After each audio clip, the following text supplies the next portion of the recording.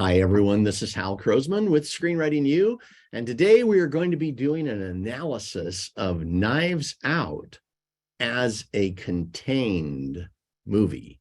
Now, a lot of people wouldn't think of this as a contained movie. They'd look at it and they'd say, well, it has like 8 or 9 locations. But there's 2 reasons we want to think of this as a contained movie. First one is somewhere between, I'd say 85 to 90% of everything that was shot in a single location. And that makes this a contained movie. Second thing is while they did use another 7 or 8 locations, this entire movie, start to finish, could have been shot inside this house, inside and around this house, without using any of those locations. They actually could have deleted every single one of them. So again, that makes this a contained movie that then they expanded out a little bit. Now, that'll happen sometimes when you have maybe something that originally they're thinking about shooting for $5 million or something like that. And then they bring on a big director, or they bring on a big actor, or they bring on, somebody who is at a higher level, and the budget goes up. And when the budget goes up, they go, oh, well, let's add some locations. Now, today we're going to walk through and talk about how this whole thing works, and how having contained scripts can give you, as a writer, an advantage. So this is really important. By the way, just to give credit here, this movie was written by Rian Johnson. The budget was $40 million, and the box office was $311 million. And based on the movie, I've seen it now, 4 or 5 times. It's an excellent movie. It's worth watching a second time and a third time and a fourth. It's something you can put on when you've got other things you're doing, like let's say you're in the middle of writing and it's driving you crazy and you haven't figured it out and you need something in your background. This is perfect to do that. But it's also a really well written movie. So here's what we're going to do today. First, we're going to talk about the basics of contained projects. And if we haven't clarified this yet, there's a whole series of reasons why a producer would want to do a contained movie. If you back up before the pandemic, at that time, somebody saying a contained movie just was something you did only with low budget. In the midst of the pandemic, they learned some things. They were basically forced to do contained movies because they didn't want to have anybody infected and all of that kind of thing. So they had to have fewer characters, fewer locations, fewer people on the set, right? Fewer actors, fewer people involved in the project, all of that. And the contained movie became the ultimate solution to that problem. Now, here's the benefit of that, because we're no longer in that situation. But the big benefit is that when the contained movie became a solution, suddenly thousands of producers who had never thought of doing a contained movie went, wow, I need to make one. And then when they made one, they went, oh my God, that was so much easier. And they became more attractive. So this is something that still is in demand. We had a writer who was pitching 3 weeks ago, and he said the producer asked him what he had. He was on one of those Zoom meetings, and the writer said, well, I have this project I was going to pitch to you, and then I also have a contained movie. Which would you like to hear first? And the producer asked to hear the contained pitch first. And again, there's a reason. It creates an opportunity. We'll talk about how to have one location perform as if it was 10, and then how to give locations, props, and characters deeper meaning. This is incredibly important when you're working with something that only has a few locations. Uh, it's like part of what you've got to do in a contained movie is you need to create so many more opportunities for expressing those characters, for expressing the story, for having people have certain kinds of experiences. So you're going to get this. This is the one thing I'm going to give you today that's going to make a big difference for you. And then we'll talk about the upcoming program, how to write a contained movie for those of you who would like to be able to take advantage of this very special career strategy. This is something that might get you your first movie made. So it is absolutely worth knowing how to do that. So the value of a contained movie. First, it's easier to produce, right? If you think about it, let's just take just the basics. If I have 20 locations, it doesn't just mean that I'm shooting in 20 different places, right? You could say, well, in that house, there are 20 places they could shoot. But that's not the same, because if I have 20 different locations, that means we have to put all the equipment in trucks. We have to have a driver drive it over there, and we have to have somebody unload it over there, and then we have to set it all up again, right? If I was in that same location, like say this house from Knives Out, you just pick up the equipment, walk it to the next room, and shoot all the scenes you're going to shoot there, right? And then you pick it up and walk it to the next room.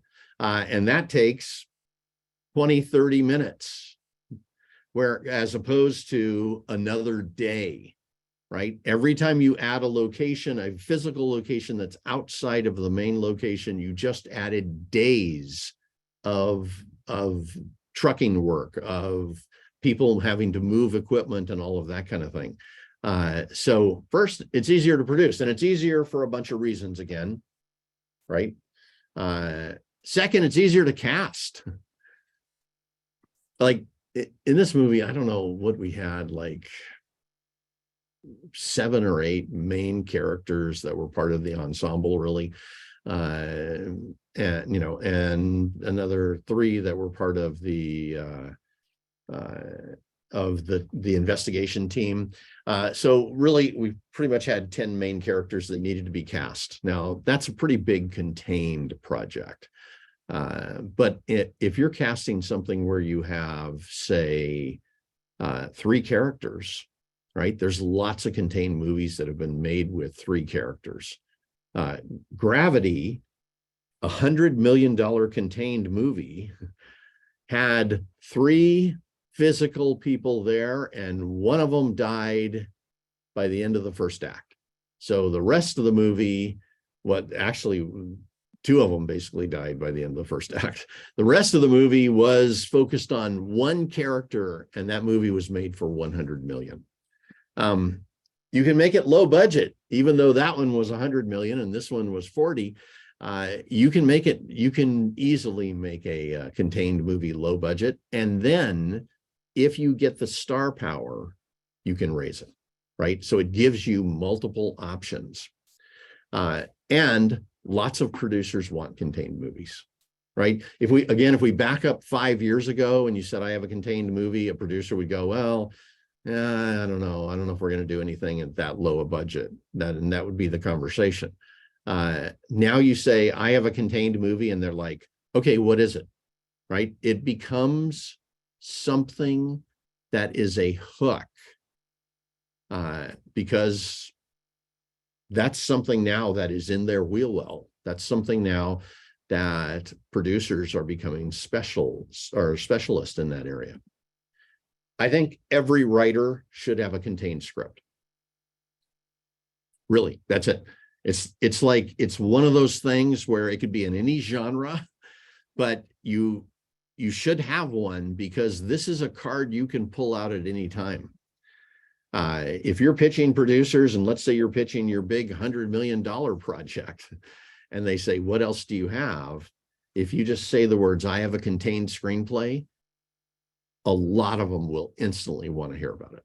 So it's in demand. It's easy to make. It is worth having. So let's talk about the rules.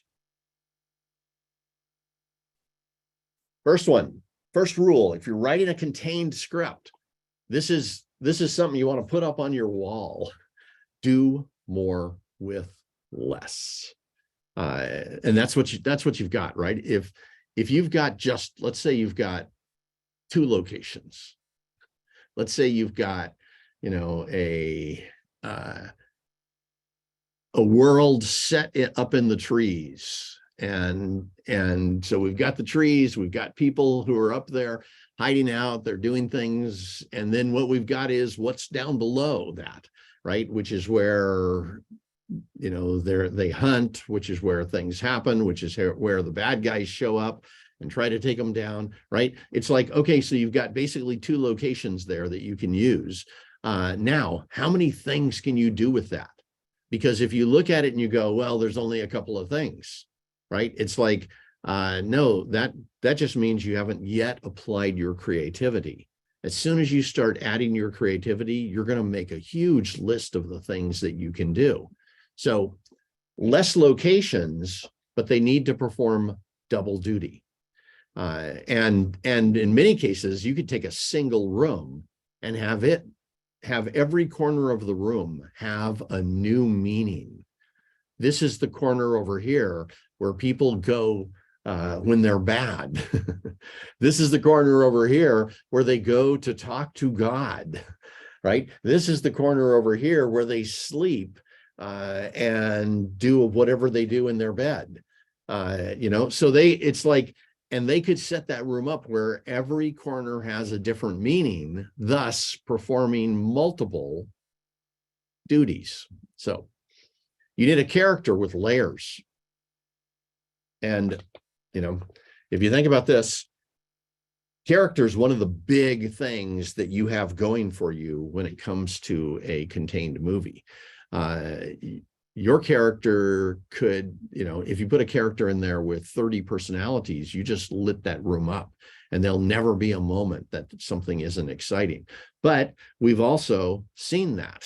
So now you've got to come up with a new version of what to do with a character. How could you have this character be somebody that shows up in multiple ways? How could you build in layers beneath the surface so that we, in the beginning, think they're one person, and then it turns out there's something else under the surface that has been hidden, and then it turns out there's something completely different under the surface that changes the meaning of everything.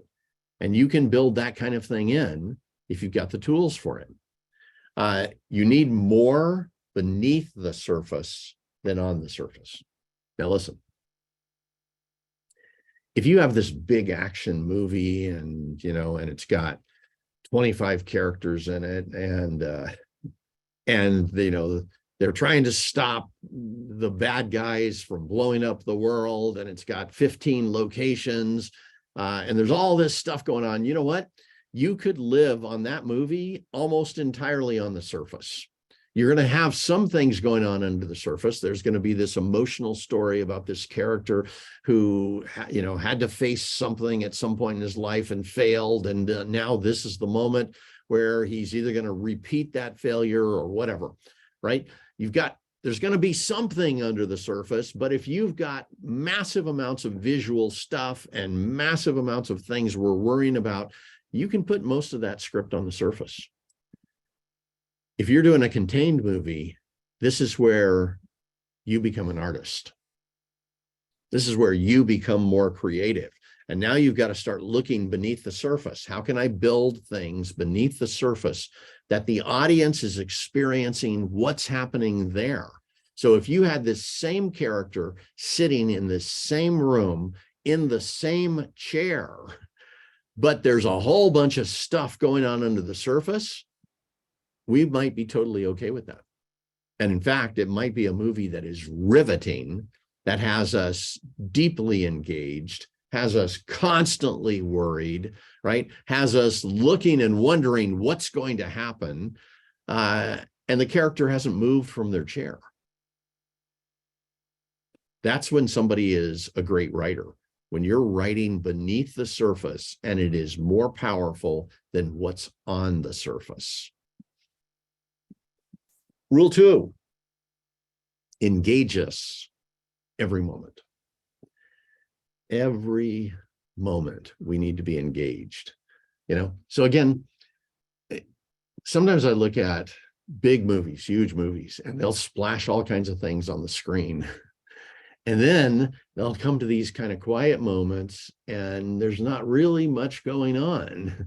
And it's okay in those movies because we needed to calm down a little bit, catch our breath, and get okay with what's happening, right? So they actually could have these lower level moments because they're about to jump way back up here, right? Okay, so in these kinds of movies, in contained movies, you need to keep us engaged all the time. In fact, this is a place where the quality of the writing is incredibly important. And once you master this stuff, you can bring that kind of quality.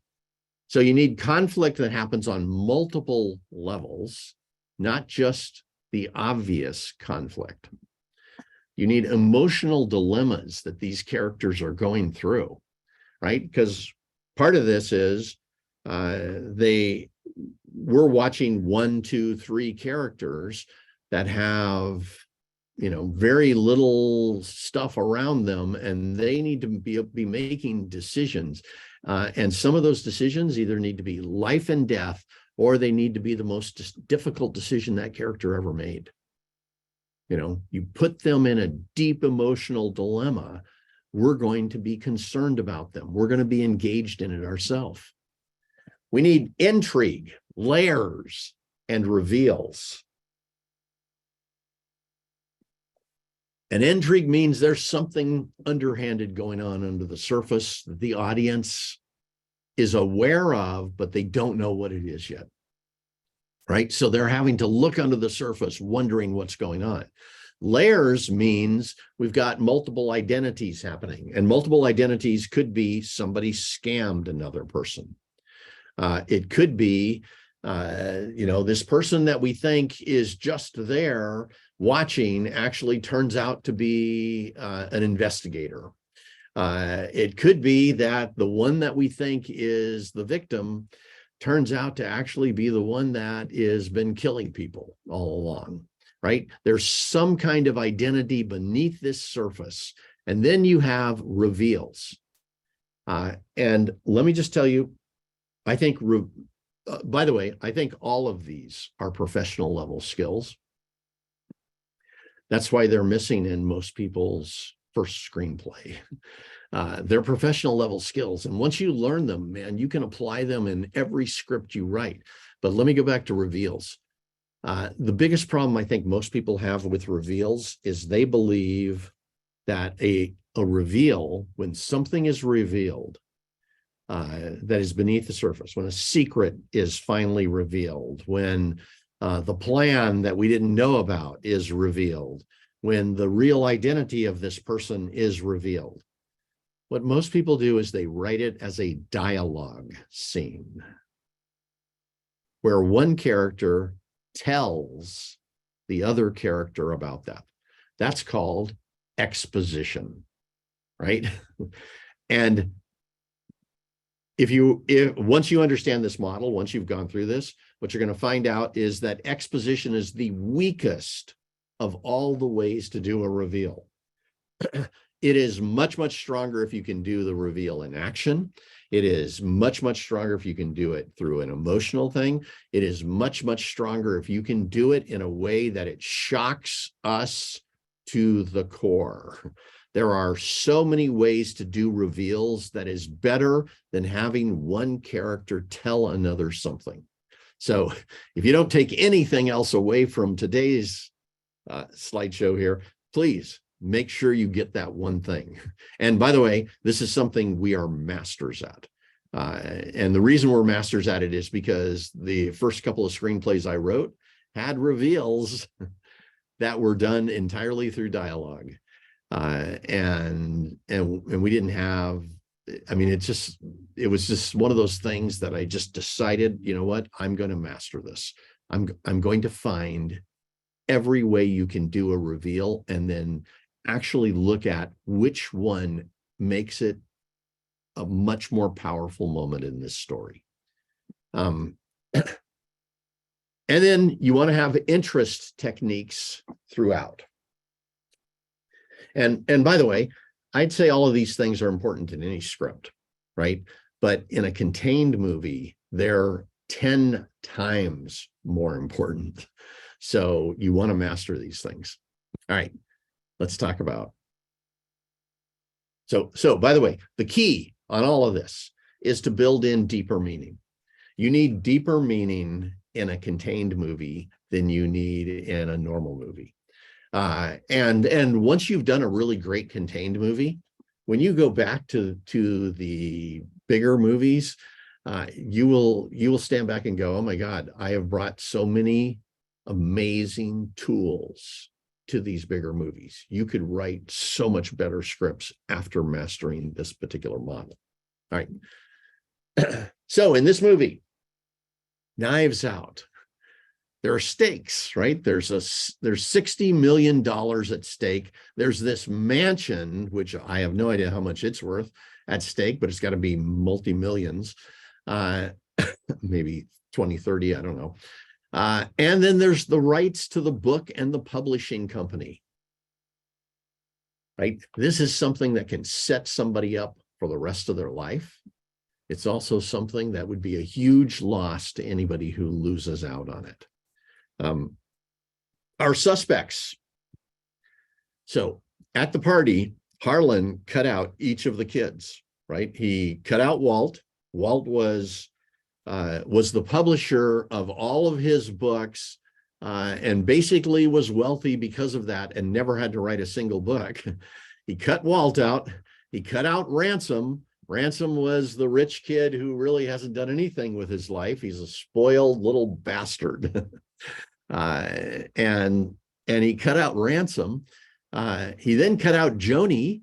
Joni was, she's the mother of the daughter who's going to college, and she's been double dipping, making massive amounts of money off of him through a scam. And then he threatened Richard, whose wife was Harlan's daughter. And he threatened Richard about the affair. It turned out Richard, he has pictures of Richard kissing another woman. So every one of these people, every single one of them has a reason to kill Harlan. Everything their life was about up till this moment just disappeared. And somebody else is going to get all that money. So the question is, who is it, right? So the other thing, these are all the right characters. Now, these are just things that we're building in, but you want to be looking at that. If you're putting people in one or two rooms, you still build all of this in. Okay, so these are the right characters because first they fit the concept. That's really important. You should hold your lead characters up to the concept. What is this story about? And how are they the perfect characters for that concept? They then need to play their specific roles well, and they need to be an active part of the journey, right? So, but where I find, I'd say, well, let's see, at one point we had a contest, about 500 people entered. I would say 80% of them had characters that could be in any movie. And that's not good. If your lead characters, if you're looking at this story and you're creating something here and your lead characters could be in any script, they don't belong in this one. You need to find what makes them unique, what makes them fit this script more than any other characters. So now let's talk about character depth. Part of it, having the right kind of character depth is part of why these are the right characters for this story, right? Each one of them has a secret that will be revealed. Notice in this movie, they did that. As they were investigating, they were finding out all kinds of secrets. The person would sit down in front of the 1,000 knives thing and tell a story. And then we'd find out, actually, that wasn't really true. there were some things that were missing from that story, or they covered up. Or by the way, they were blaming someone else. They were pointing it in a different direction to try to hide their own, part in the story. Each of them had a motive, right? Each of them was about to lose something that in their world would change who they were at a fundamental level and may have been worth killing for. There were many possible suspects. And that's kind of important, because then we're not just watching this one. We're not just saying, okay, let's keep an eye on this. It's like everybody there became a suspect in one way or another. And each was designed to make the story more engaging or surprising. I saw one contained script where the one person was the bad person, the other two were the victims. And then they kept it that way all the way through the story, and never gave us any more depth for the victims. They just kept them as victims, and that was it. And it's like, you know what? When you're looking at your characters, they're going to play multiple roles inside one of these stories. So your job is to say, wait a minute, how does this character serve this story by showing us different sides of them, by putting them in different situations, by making their lives incredibly difficult, and then finding out that they've been lying to us the whole time, or something like that, right? You want to be looking for that kind of thing, because again, it gives you more character depth. Here's a couple examples. Harlan. So his role, he's the wealthy, best-selling mystery novelist, right? His motivation was to protect Marta. His secret, he bequeathed his entire fortune to Marta, which when we got to the final act, it's like this was the point where everything went completely crazy, all because of his secret. When the medicines got switched, he invented a cover-up story for Marta. And essentially, Harlan planned his own murder mystery. Now, just think about this. Here's this guy, he's in his 70s, 80s. I think he was 85. And he creates these murder mysteries, but he just set up and created his own. He just gave one of the characters there a cover. And then it turns out he gave her all kinds of motivation to be the one who might kill him. I think it was interesting and well designed. And the fit, he's an expert on murder mysteries, and he's the target of everyone in the house. So he belonged in this movie. He absolutely belonged in this movie. Benoit Blanc, or Block. This guy's the private detective. He's been hired to solve the case. His motivation, it's in his nature to solve crimes, and he's being paid. But you remember, and give me just a moment here.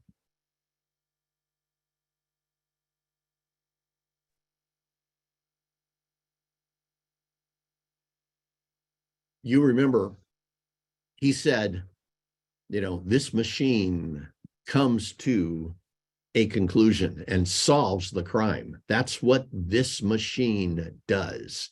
And he was talking about his brain. He was talking about the way he thought, right? It was not only his nature to solve the crimes, but he essentially had a machine in his head that did it. And then, of course, he's being paid, right? Which was interesting. He has a secret. He's hiding that he doesn't know who hired him. And in this case, that's kind of a weird thing, right? It's like somebody hired him, sending him all cash, an envelope, and then just a newspaper clipping.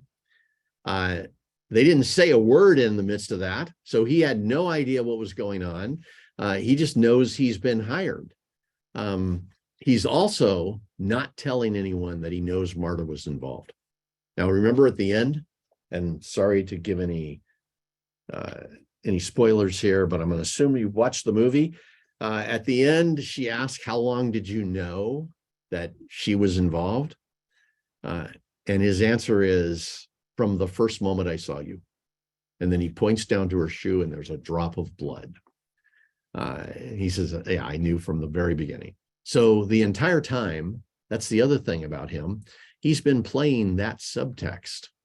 Every time he talked with Marta, he was keeping one of the suspects right next to him. And it was a suspect, by the way, who could give him information on others and all those kinds of things, right? But this was done in a way that was so interesting and so compelling. In the conclusion, of course, he solves the crime. Ransom.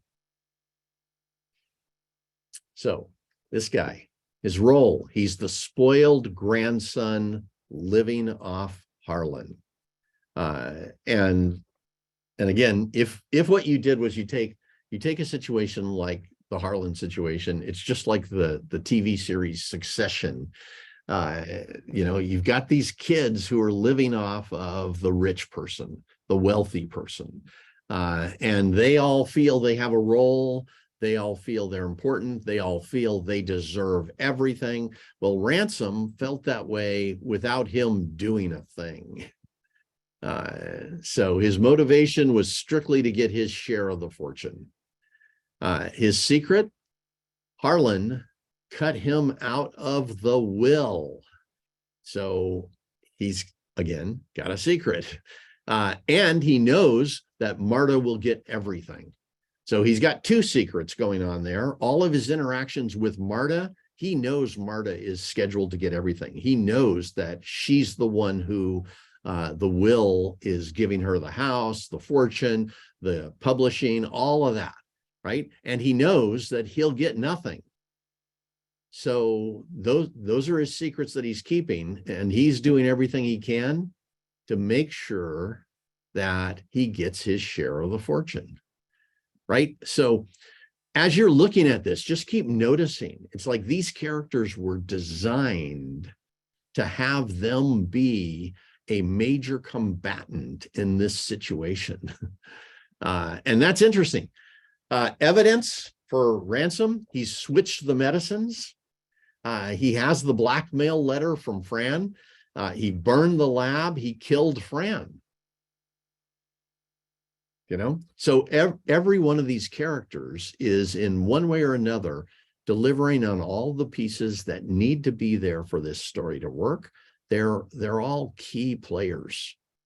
And the conclusion for Ransom is he's arrested for Fran's murder. Now, Fran, her role is she's the housekeeper. As the housekeeper, by the way, she sees things other people don't see. So this actually has her being this quiet voice, this kind of, in a way, kind of a quiet detective. Her motivation, she hates Ransom, and with good reason. Secret, she saw Ransom change the meds, and she's blackmailing him. So again, even the housekeeper in this situation has a secret, and she is creating some kind of problem with other characters. Evidence, she has the toxicology report. And conclusion, she's murdered by Ransom. Right? Look at your characters. These are things you want to be thinking about.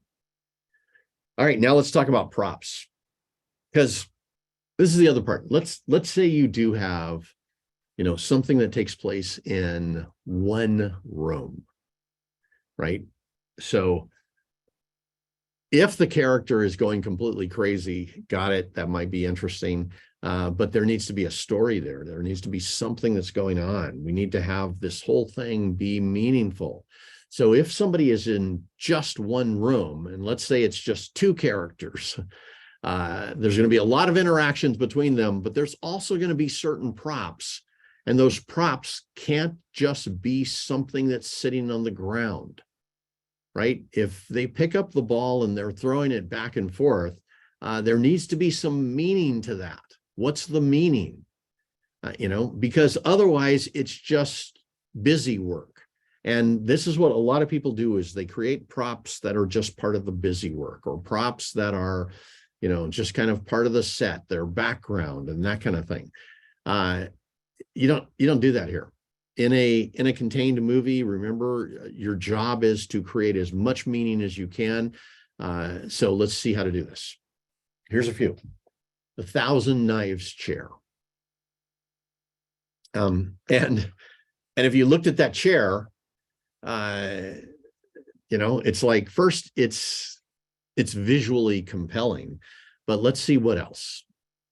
It's from one of the books, right? It's from one of Harlan's books. It's the hot seat for the interrogation. And I thought that was kind of interesting. It's like they decide to set almost all the interrogations right in front of that chair, which is like kind of a scary looking thing.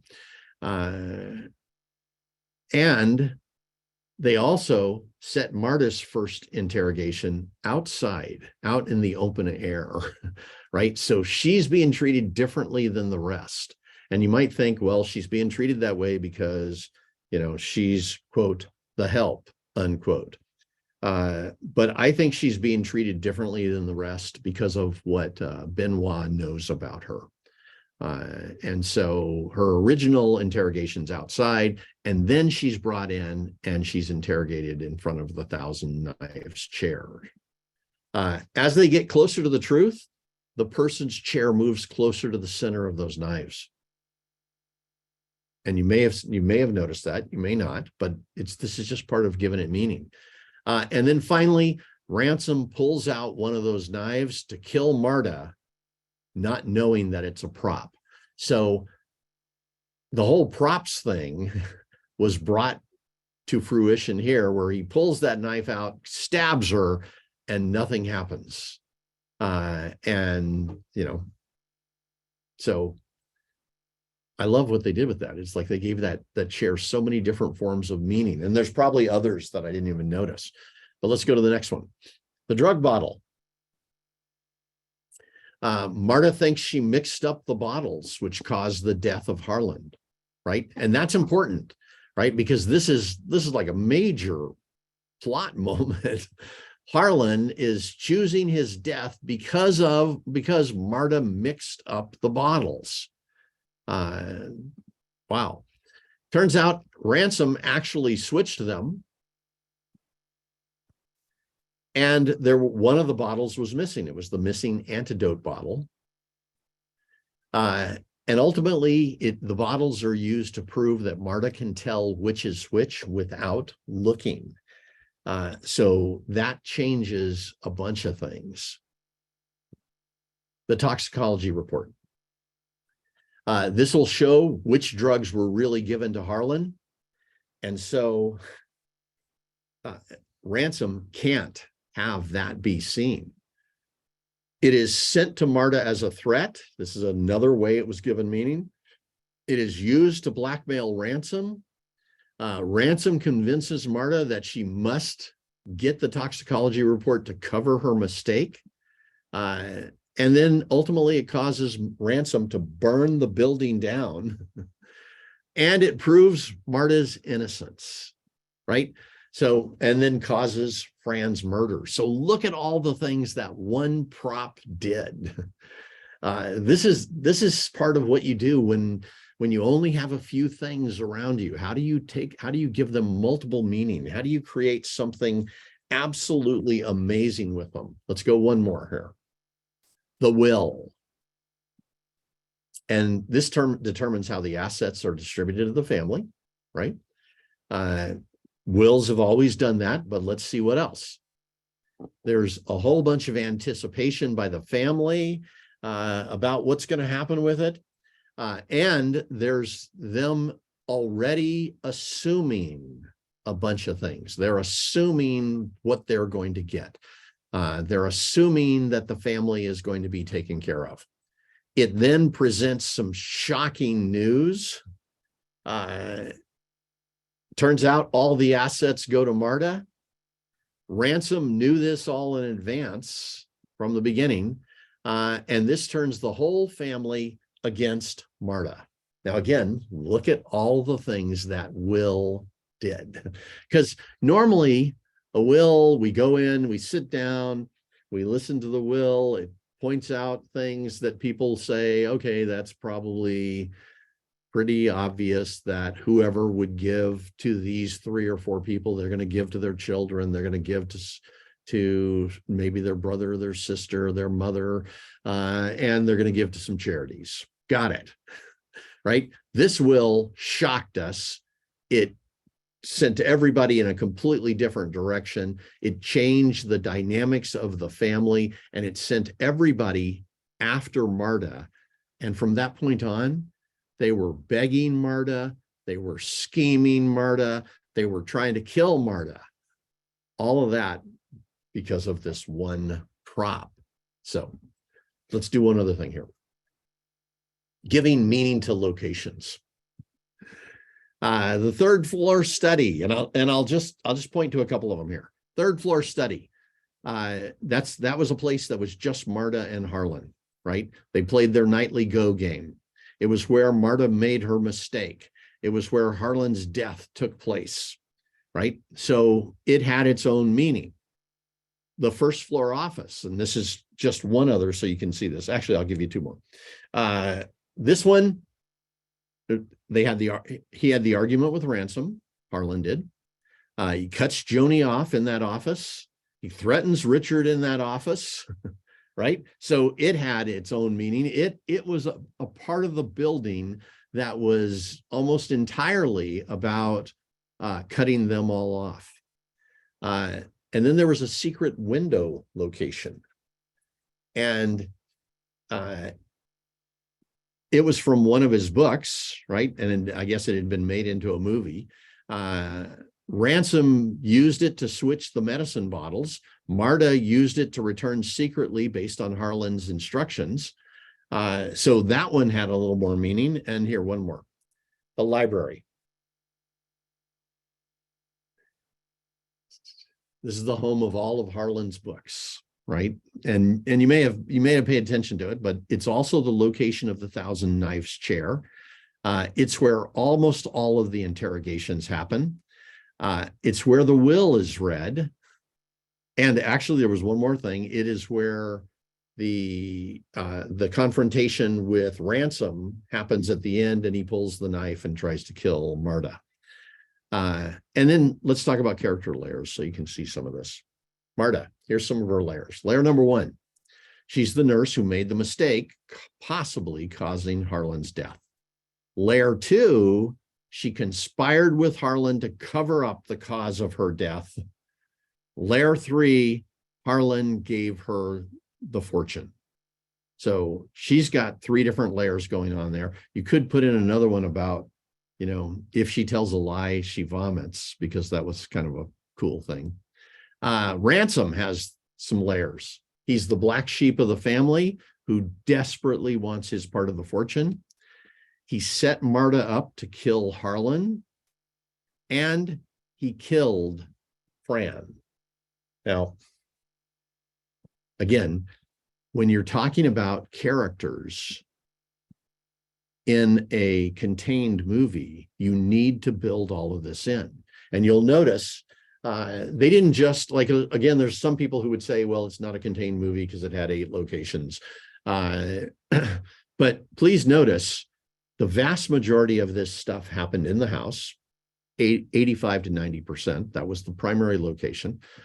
And they built all of this stuff in that is standard with a contained movie, right? So that's why I say, yes, this is a contained movie. It could have been done in a single location. Take the house alone, the house in the parking lot, and you've got it. So the house and the property around it, and you've got it. So now let's take this a step further here.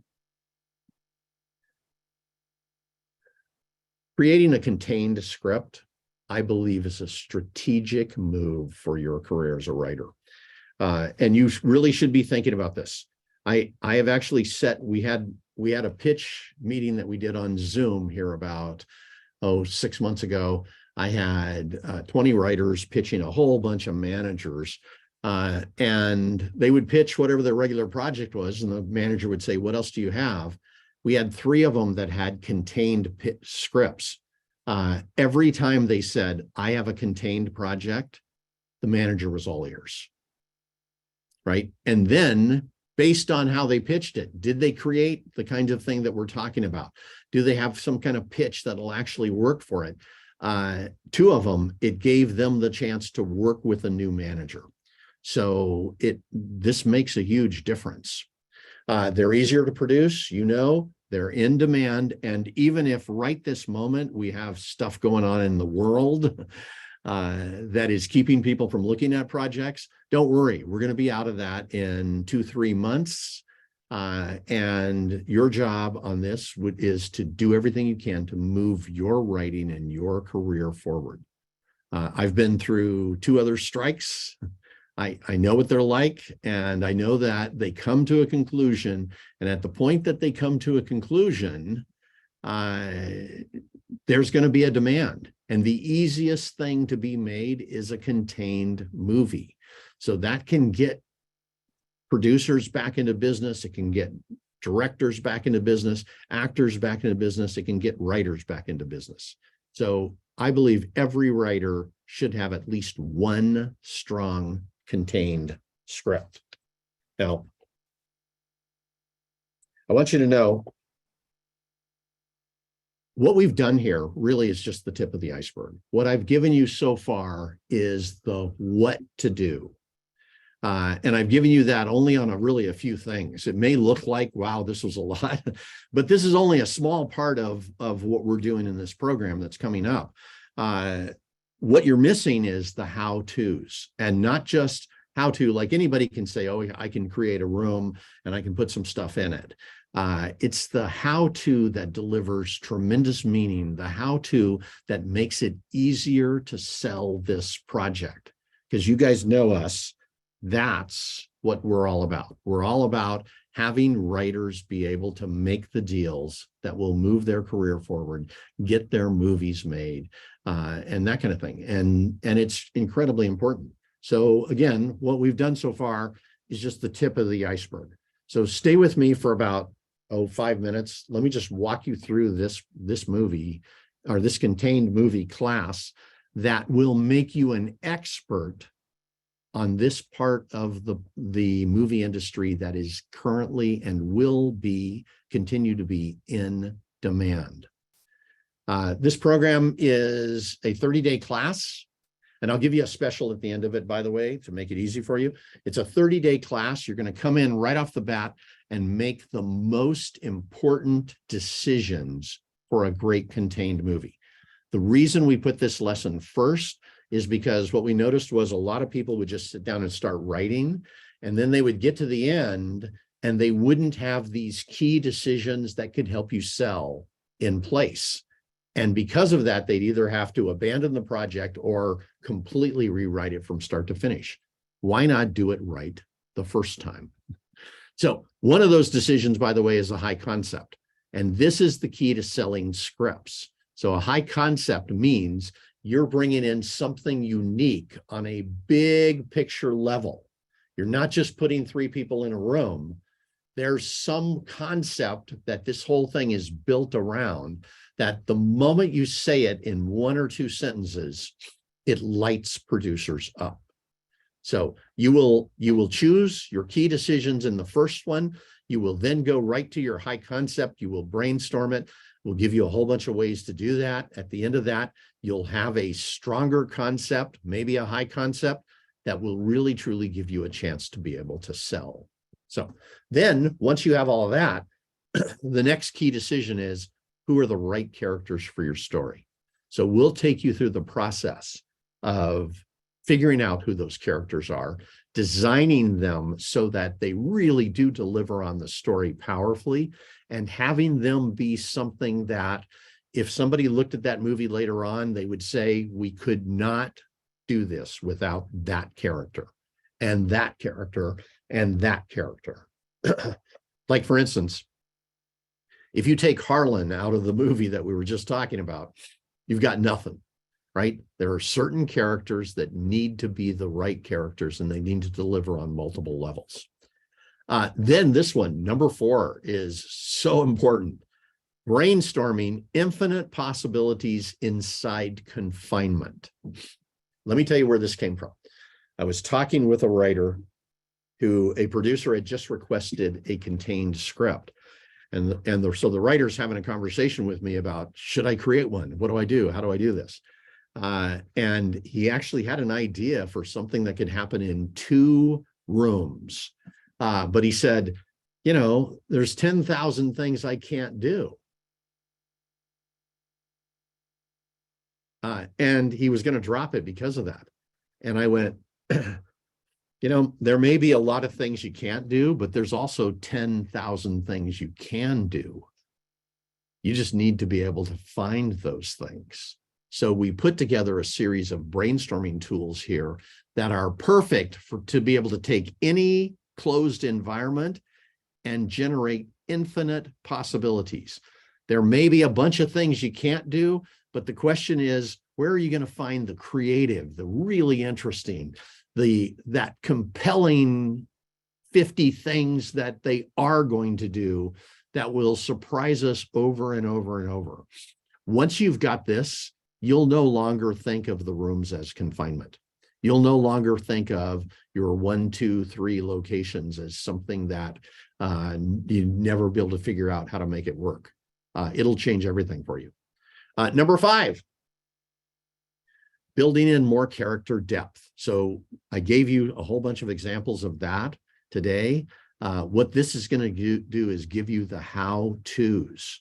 And so you'll have exact processes for how to build in more character depth, how to look at characters that make sense on the surface. And then you're going to find what's underneath the surface that is perfect for this story.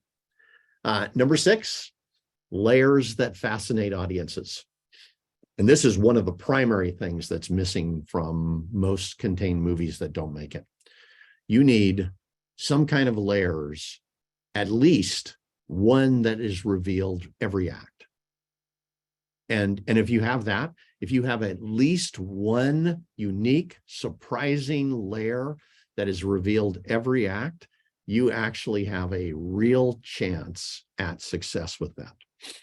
Then number 7, create the character journey. And every character inside a contained movie, pretty much every character that is playing there has a journey. If we look at the main 7 characters from the movie we just saw, every one of them has a journey. And your job is to create that journey in the way that is the most compelling, that keeps us engaged, and that surprises us, that keeps us interested all the way through. Then it's about a structure for containment. What's the structure that's going to work best? And we found a structure that you just make a few minor changes to how you think about structure and step over to this structure. And it makes it so much easier to write a contained movie, even if you only have one location. How do you keep it low budget? By the way, let me tell you, the writer doesn't need to know the budget items that are in the budget, and they don't need to know numbers ever. But the decisions that you make can choose where the budget goes. So here we're going to give you a whole series of ways to keep it low budget, because that's the problem that most people have. It's like they want to create something that ultimately then becomes something outside a budget that maybe a producer would make it. If you have control of being able to keep it low budget, you have a 10 times better chance of getting the movie made. Because if a producer looks at any script and they go, I could do it for 5 million, but I couldn't do it for 15 because it would never pay off, right? You want this movie to pay off. So this gives you control in that situation. It makes you an asset to the team. Number 10, then you're going to write your outline. So we're going to take all of this stuff. We've gone through and brainstormed all of these things. We've figured out what's the high concept, who are the right characters. Excuse me.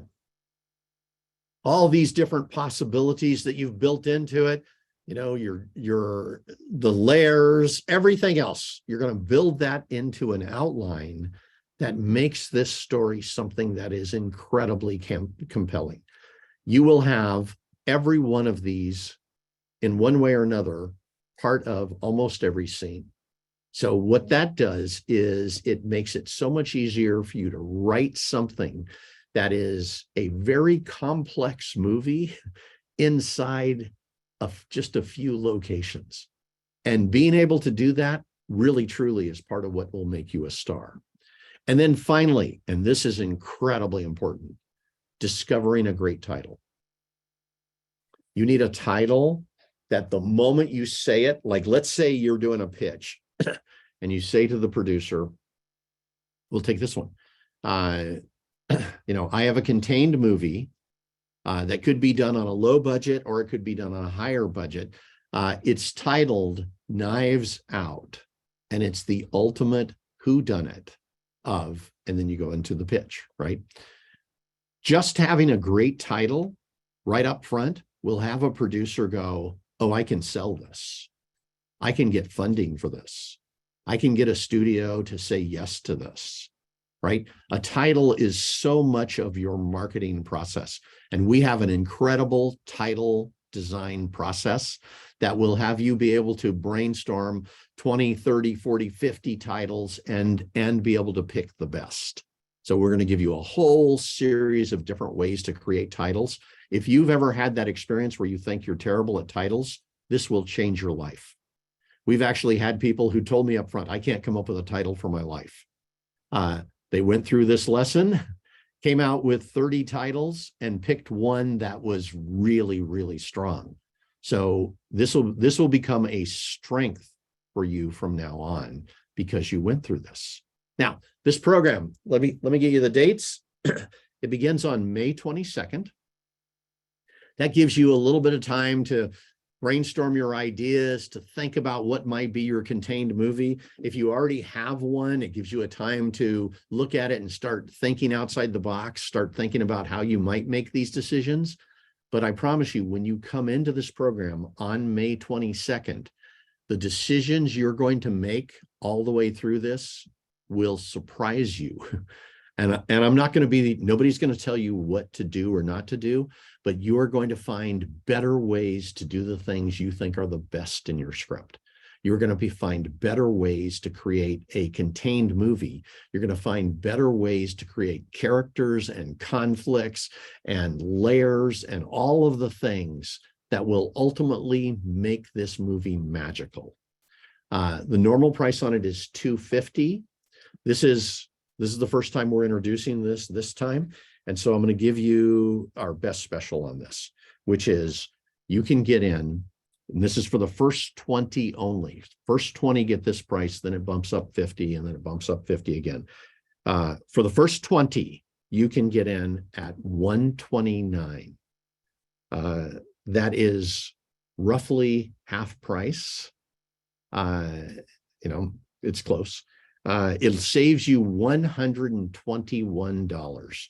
So if this is something you want to do, if you want to be able to, when you talk with managers, when you talk with producers, if you want to be able to say, I have a great contained movie, and have them sit up, pay attention, listen to your pitch. If you want to give yourself a chance to be able to have something made at a budget that is going to be easy for them to say yes to, getting your first movie made may change your whole life. And this is a great way to do it. So all you got to do is just take this link right here, bit.ly, write it down, bit.ly/contained class. Take that, put it in your browser where you normally put a web address, click return, and go through the sign-up process. You'll be able to start thinking about this and working with it right now. But by the time you get into the May 22nd class, every lesson of this, which comes out every other day, every lesson will have you see your project in a new way. It will have you see yourself as a writer in a new way. You will be writing and creating at a higher level than you ever have before. That's what I love about this. Creating a contained movie actually forces people to be more creative. And because of that, they then can take that to every script they've already written, and you'll be able to take all of these processes and use them on the other scripts. So this is a program that you're absolutely going to love. And then you're going to love how people in the industry respond to you when you put it in front of them. With that, listen, I want to say thank you for being with me today. I hope you got some value out of this already. I always feel like just going through this, especially this one, gives a chance to see so many layers, so many other ways to think about things. I hope that already made a difference for you. And I promise you, if you join us for this class, it will elevate your writing and give you something that is attractive to this industry. So with that, this is Hal Krosman with Screenwriting U, wishing you the absolute best in your writing. Bye-bye, everyone.